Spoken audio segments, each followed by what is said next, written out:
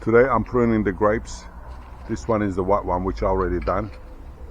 I took quite a lot off of it. And this is the black grape, which I'm gonna do now. As you can see, it's out of control.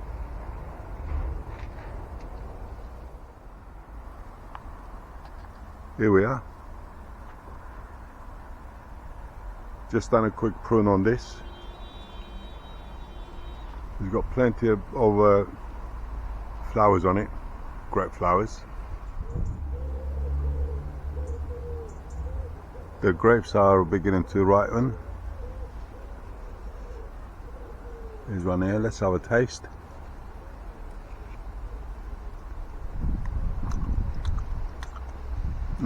Not ready yet.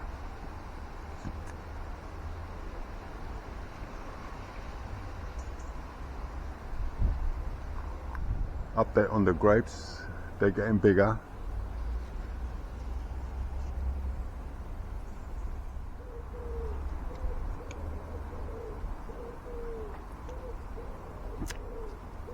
Bit sour.